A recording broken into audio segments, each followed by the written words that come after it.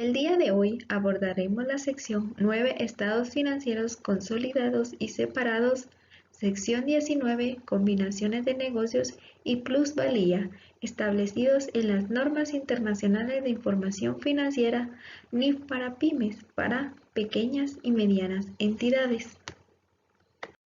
A continuación abordaremos la sección 9 que trata sobre los estados financieros separados y consolidados.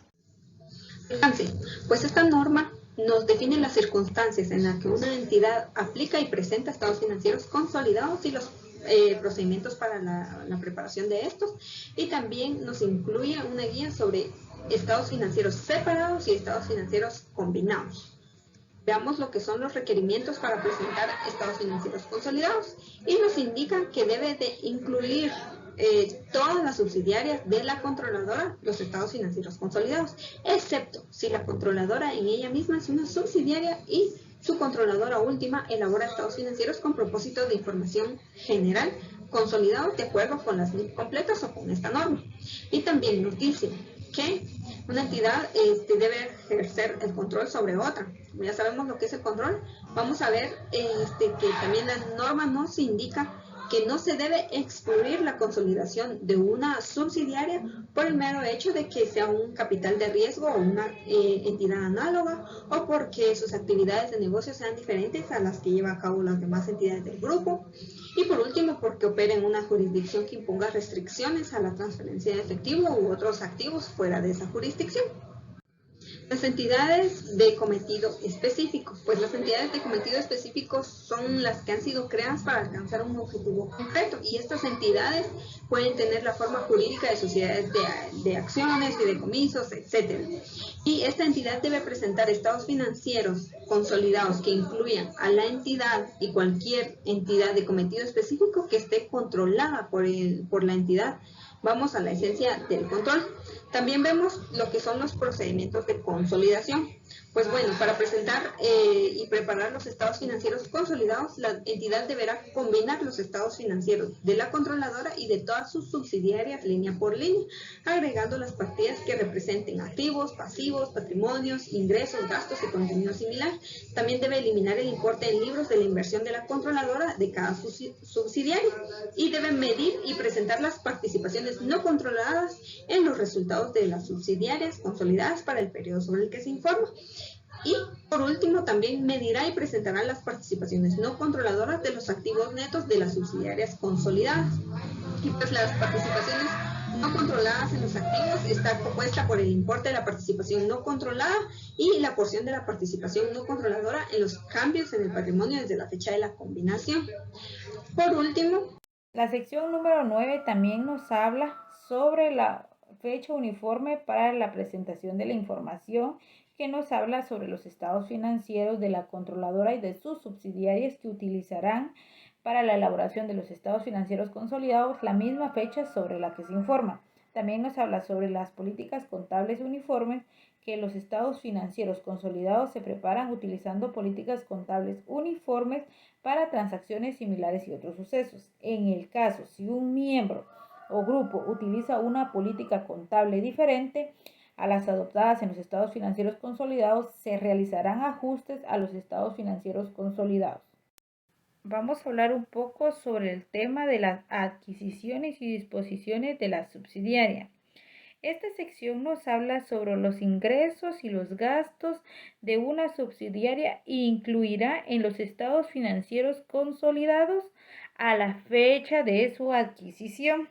También nos habla sobre los ingresos y gastos de una subsidiaria que se incluirán en los estados financieros consolidados. Esta sección nos hace mención sobre estos gastos y estos ingresos se consolidarán hasta la fecha que la controladora deje de controlar a la subsidiaria. La sección número 9 también nos habla sobre la participación de la no controladora en las subsidiarias. Para esto nos menciona 3 puntos importantes, como lo es que una entidad presentará la participación de la no controladora en el estado de situación financiera consolidado dentro del patrimonio. También nos hace mención Si una entidad revelará la participación de la no controladora en el resultado grupal por separado, deberá estar esto en el resultado integral. También nos menciona que si el resultado de cada componente de otro estado resultado integral se atribuye en la propiedad de la controladora y la participación de la no controladora, el resultado integral total debe atribuirse a la propiedad de la no controladora. Continuando con el tema de estados financieros separados, para la presentación de los estados financieros separados, esta norma no requiere la presentación de estados financieros separados para la entidad controladora o para las subsidiarias individuales. Los estados financieros separados son un segundo conjunto de estados financieros presentados por la entidad, además de cualquiera de los siguientes, como por ejemplo estados financieros consolidados preparados por una controladora, estados financieros preparados por una controladora exenta de presentar estados financieros consolidados, estados financieros preparados por una entidad que no es una controladora, pero es un inversor en una asociada o que tiene una participación en un negocio conjunto. Elección de una política contable. Cuando una controladora, un inversor en una asociada o un participante con una participación en una entidad controladora de forma conjunta prepara estados financieros separados y los describe de conformidad con las NIF para pymes, esos estados financieros cumplirán con todos los requerimientos de esta norma, excepto por lo siguiente, que la entidad adoptará una política de contabilizar inversiones en subsidiarias, asociadas y entidades controladas de forma conjunta en sus estados financieros separados, al costo menos el deterioro del valor, al valor razonable con los cambios en el valor razonable reconocidos en el resultado o usando el método de participación y procedimientos del párrafo 14.8 que está establecida en la sección 14. Información a revelar en los estados financieros separados. Cuando una controladora, un inversor en una asociada o un participante con una participación en una entidad controlada de forma conjunta elabore estados financieros separados, revelará que los estados son estados financieros separados y una descripción de los métodos utilizados para contabilizar las inversiones en subsidiarias, entidades controladas de forma conjunta y asociadas, e identificará los estados financieros consolidados u otros estados financieros principales con los que se relacionan. Finalizando con la sección 9, hablaré sobre los estados financieros combinados. Los estados financieros combinados son un único conjunto de estados financieros de dos o más entidades bajo un control común. La información a revelar en los estados financieros combinados.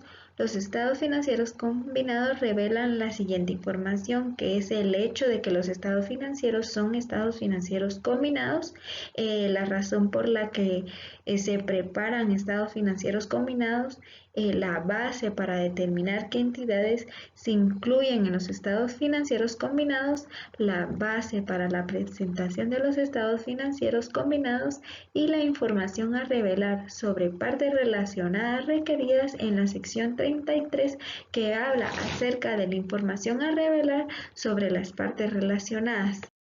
A continuación abordaremos la sección 19 que trata sobre la combinación de negocios y plusvalía. Alcance. Esta sección lo que trata es la contabilización de la combinación de negocio y de la contabilidad de la plusvalía, pero esto no incluye lo que son la combinación de negocios bajo control común, la formación de negocios conjuntos y la adquisición de un gran conjunto de activos, los cuales no constituyen un negocio. Definición de combinación de negocio. La combinación de negocios es acerca de la unión de dos o más negocios en una sola entidad, y la cual es la responsable del control de todos los negocios unidos. La combinación puede surgir por la compra de una entidad de la participación del patrimonio de otra entidad, por la compra de todos los activos netos de un negocio, por la asunción de pasivos o por la compra de activos netos que forman conjuntamente uno o más negocios. Contabilización. Cuando exista una combinación de negocios, esta se deberá contabilizar aplicando el método de la adquisición, en el cual se identificará al adquiriente, se determinará la medición del costo por la combinación de negocios y la distribución del costo entre los activos y los pasivos adquiridos y también las provisiones de los pasivos contingentes. Identificación del adquiriente. La adquiriente es la que toma el control de todas las demás entidades involucradas en la combinación. Costo de una combinación de negocios. El costo de la combinación de un negocio es la suma de los valores razonables de los activos entregados, los pasivos incurridos y los instrumentos de patrimonio emitidos por el adquiriente a cambio del control de la entidad adquirida, más cualquier costo atribuible a la combinación. Ajusta el costo de una combinación de negocios por contingencias debidas a eventos futuros. En caso de que un acuerdo de combinación incluya ajuste al costo, el cual dependa de sucesos futuros, el adquiriente lo que debe hacer es incluir en el importe estimado si dicho ajuste es probable y si puede ser medido de forma fiable. Los dejo con mi compañero. Continuando con la exposición, veremos la distribución del costo de una combinación de negocios entre los activos adquiridos y los pasivos contingentes consumidos, en la cual el adquiriente distribuirá en la fecha de adquisición el costo de una combinación de negocios, a través del reconocimiento de los activos y los pasivos, y una provisión para los pasivos contingentes, identificables de la adquirida por sus valores razonables en esa fecha, excepto por lo siguiente. 1. Cuando sea un activo pasivo por impuestos diferidos. Y 2. Un pasivo o un activo si procede relacionado con acuerdos de beneficios a los empleados. A continuación, se reconocerán de acuerdo a lo anterior solo si cumplen las siguientes condiciones. Un activo distinto al intangible solo si es probable que los beneficios futuros lleguen al adquiriente y que éste se pueda medir fielmente su valor razonable. En el caso del pasivo, que sea probable que se requiera de la salida de recursos para liquidar la obligación y el valor razonable se pueda medir con fiabilidad.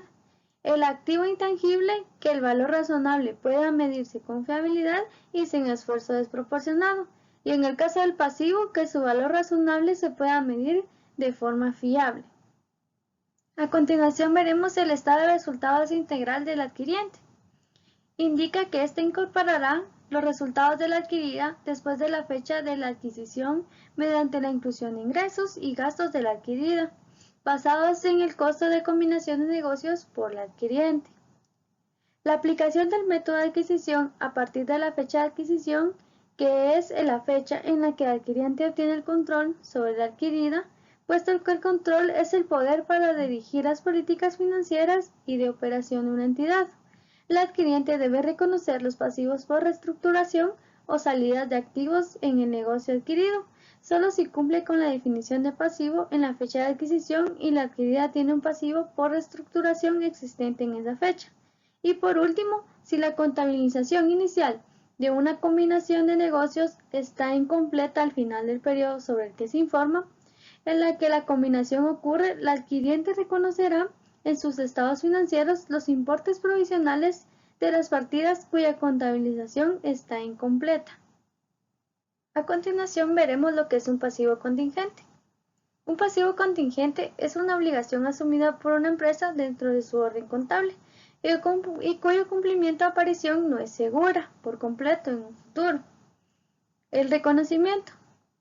El adquiriente solo reconocerá una provisión para un pasivo contingente de la adquirida por separado si su valor razonable puede medirse de forma fiable. Siguiente, después de su reconocimiento inicial, el adquiriente medirá los pasivos contingentes que están reconocidos por separado de acuerdo al párrafo 19.15. Al mayor entre, 1 sería el importe reconocido de acuerdo a la sección 21, provisiones y contingencias, y 2, el importe reconocido como ingresos de actividades ordinarias.